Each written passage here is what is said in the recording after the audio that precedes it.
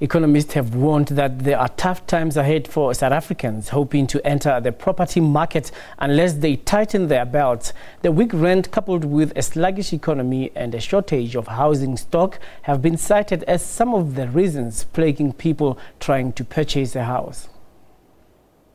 Getting a foot in the door in the property market has become harder.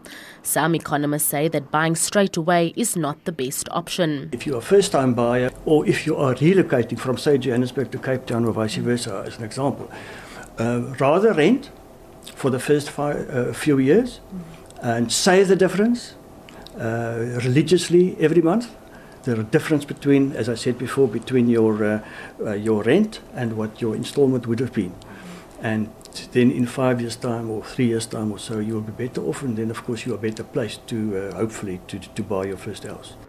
But estate agents disagree. They say that first-time home buyers should try and enter the market as soon as possible. People have very little disposable income, and expenses are high. Schools cost money, even the government schools today, and it's difficult for young people to save. But I encourage them to save as much as they can, because the sooner they can get their foot into the market, the better for them. Young South Africans are aware of the potential value of owning a property. I mean, as long as you're working, obviously you have to work first and you have to have an income, as you say. But then if you go through the right people, then you're able to get it. I think it is quite expensive, you know, I'm a first-time buyer. I paid 2,350,000 for a two-bedroom apartment, which is very pricey.